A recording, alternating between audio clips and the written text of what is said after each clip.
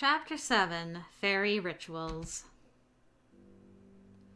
I quickly decided I needed to conserve my strength. Daylight faded away completely as they dragged me along wherever they were going.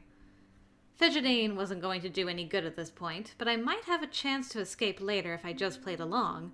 At night they had the advantage because they could see in the dark and I couldn't. I was as still as possible and just tried to keep an eye on where we were going so I'd know how to get away when I escaped.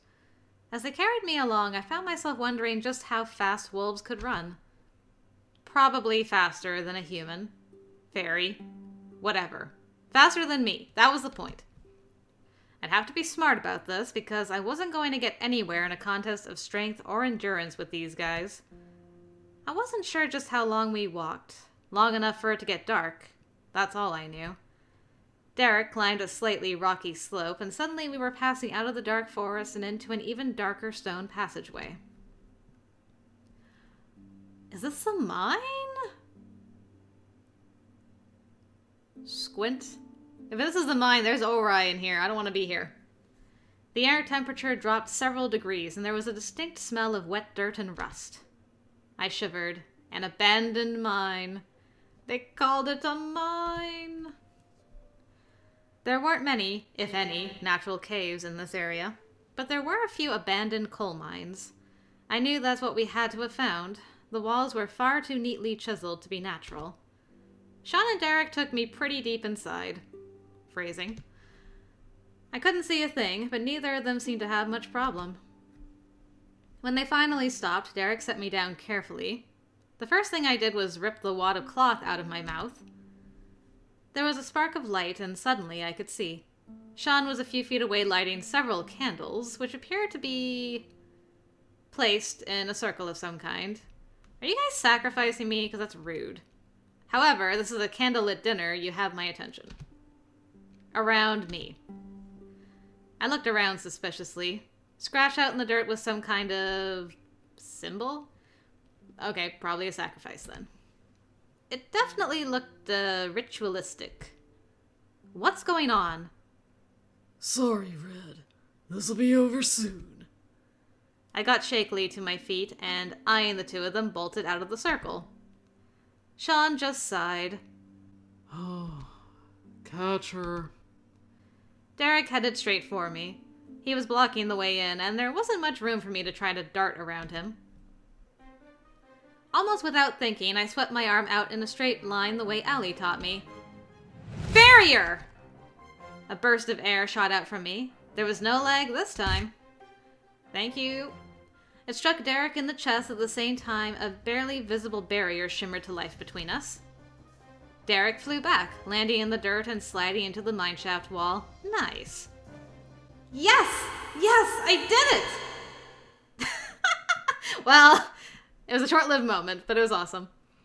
Suddenly, two arms snaked around me from behind. I felt hot breath rustling over my ear as the barrier faltered.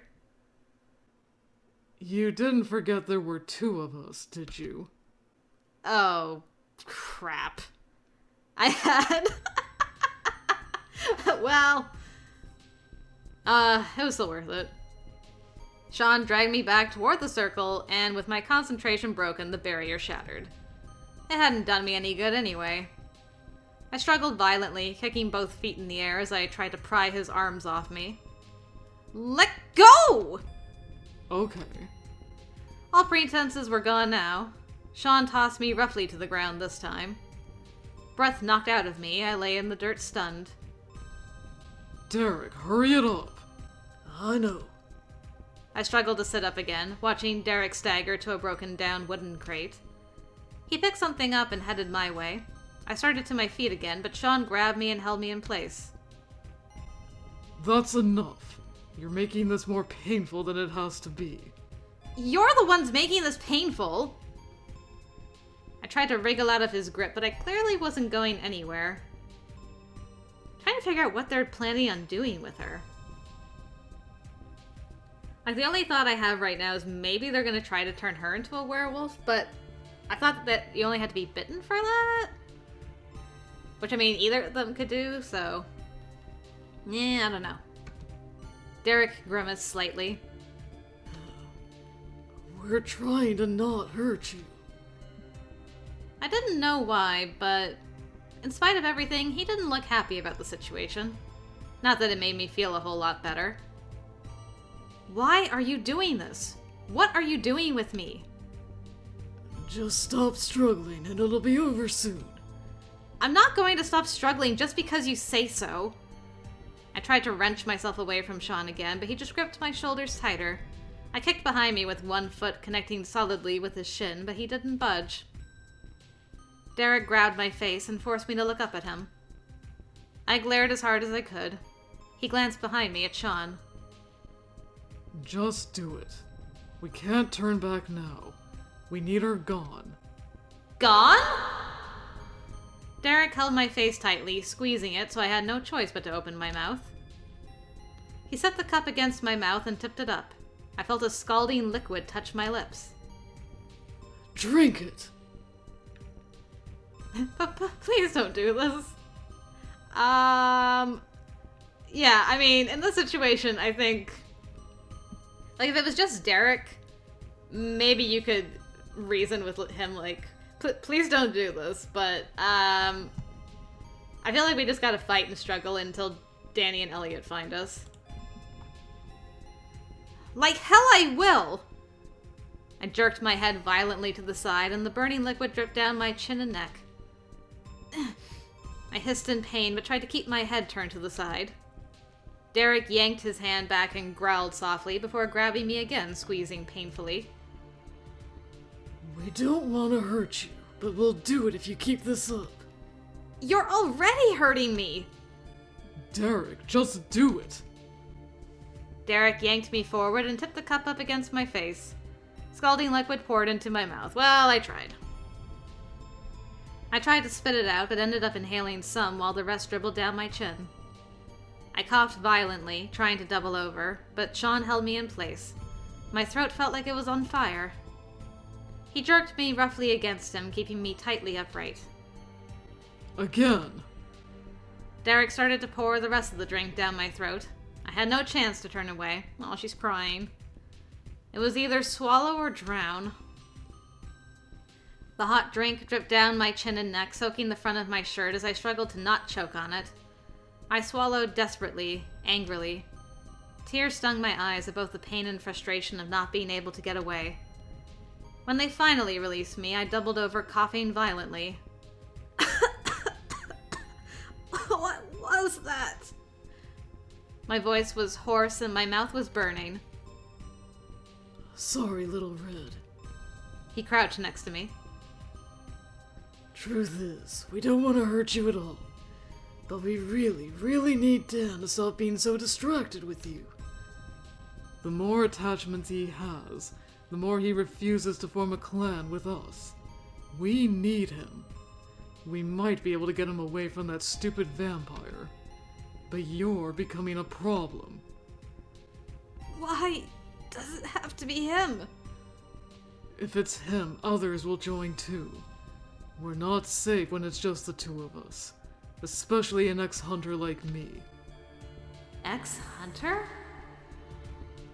Dan's got a reputation. If he joins us, a lot of the loners in the area will too. And none of the major clans really wants to get tangled up with someone who has connections with PSI. Just join another clan. Do you think we haven't tried that? No one's going to let an ex-hunter join them just because he was dumb enough to get himself infected. My family exiled me for getting infected, and no clan I dared approach wanted anything to do with me. Derek was ousted from his just because he dared talk to me. Much less. Hunters kicked me out, and werewolves don't want me. What the hell else am I supposed to do? We're as good as dead on our own. It's just a matter of time. I slowly picked myself up, feeling queasy and faint. Your sob story doesn't really make me feel sorry for you. Well, you wouldn't understand what it's like anyway. I rubbed at my mouth. It felt swollen and tingly, and the sensation was spreading up into my eyes, down my throat. My vision blurred. Was that poison? You'll find out soon enough. He stood and walked away from me as I got shakily to my feet, still wiping my mouth. Can I make myself throw up? Will that even do any good? I tried to stay calm and resist the urge to go into hysterics. Hysterics weren't going to help me. I mean, if there was ever a time for hysterics, though. Maybe I should make another break for it. I swayed suddenly, dizziness washing over me. Oh god. My gut clenched and I doubled over, falling to my knees. Everything was on fire. It started in my chest and rapidly spread to my feet and hands. My vision went completely weird with spots and dancing squiggles. I squeezed my eyes shut. So hot. Everything was burning. I was burning up. What was that? I fell to the ground, tasting dirt as I lay still. The strength slowly sapped from my limbs. Someone's hand touched my head. Sorry, Red. I hope you don't hate us too much. My vision faded. Am I dying? Danny. Spencer.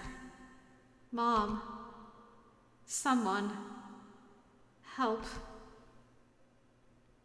I feel all choked up thinking that her brother was the second person she thought of to ask for help.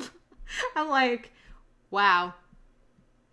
Even after all this time, she's like, man, Spencer, help me. I feel kind of bad, though. Dad was not on the list of potential help. Nor Allie, actually.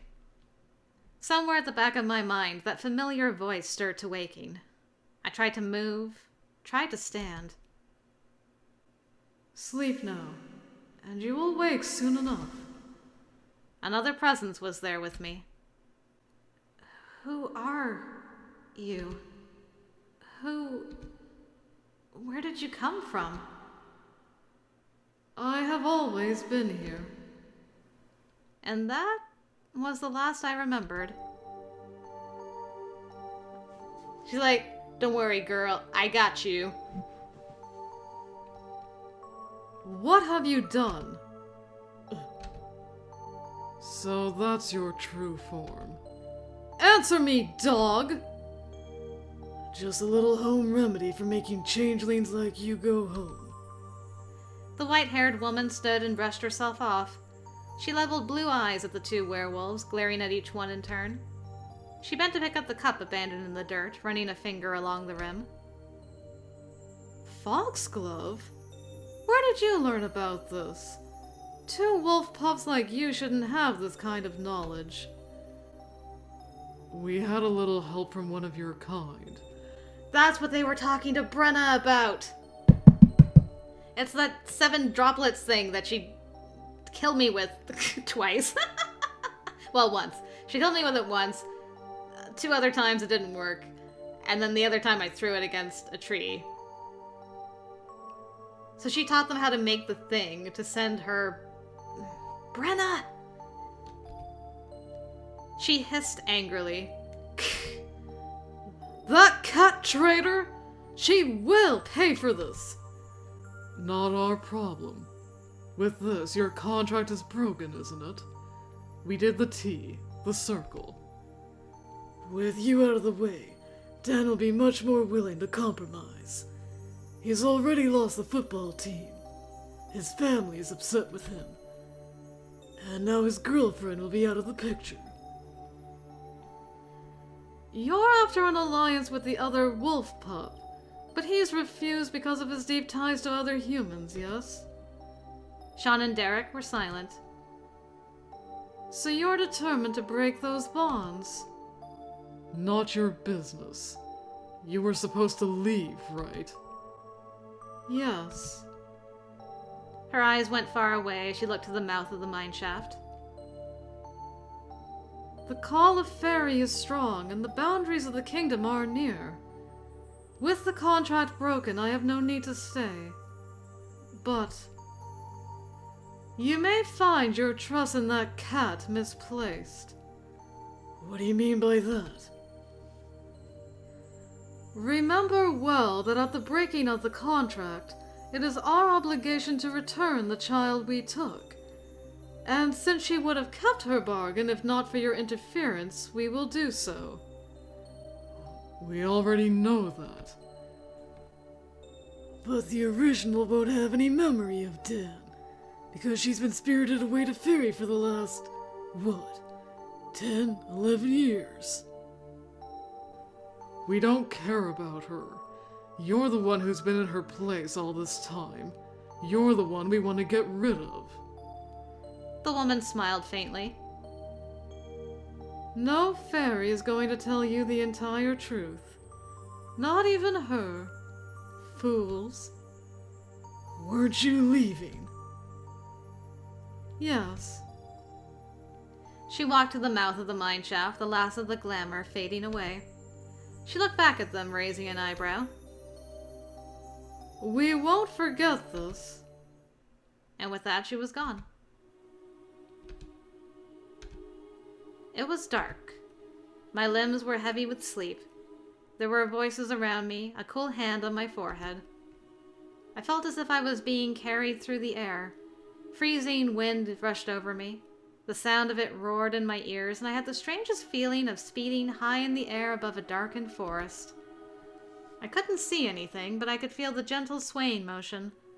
Through the sound of the wind, there was a barely audible whisper in my ear. A voice that was so familiar. Soft, slightly raspy. Goodbye. Another dream? I wasn't walking this time, though. There was no sensation of feet moving through underbrush, just the cold air. A sudden pinpoint of light appeared in the empty void. And another. Was she gonna wake up in the woods? Oh man, this is so different from Corvin's route. She actually got freed on Samhain, and her soul is not gone. But does she remember anything? The darkness faded to a night sky painted with endless stars, and I was standing in the grass staring up at them. How did I get out here? I looked around in confusion. Where am I? I was not at my house. Whose yard was I in? And the stars, oh no. 10 years of amnesia. Oh no. Oh no, this is bad. This is bad news bears. This wasn't the city. No, wait. We moved. Recently. This was the new house. Right. I remember that. Okay, maybe not. Maybe this is still salvageable. Why did it feel like my head was stuffed with cotton? What was I doing outside? I touched my temple and rubbed it. My head hurt. And my memories were so fuzzy. I couldn't remember what I had just been doing. My bare feet were freezing and I pulled my unfamiliar jacket tighter. It was so cold. You don't recognize Mom? It's your mom! Even in 10 years, she couldn't have changed that much. Nora? Mom.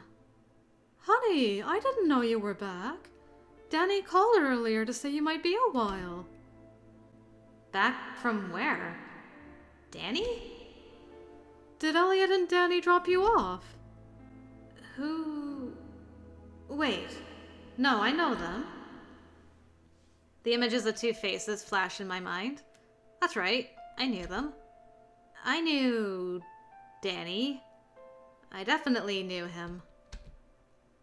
Nora? Honey, what are you doing out here? She came along beside me and peered at my face, worry creasing her brow. Nora, are you okay? I don't know. I had managed to work out, based on what Mom had been saying, it was Halloween. Danny, Elliot, and I had left earlier in the evening to wander around the neighborhood together. I'd concocted a somewhat believable story about them dropping me off, then me dozing in the backyard after deciding to stargaze for a bit.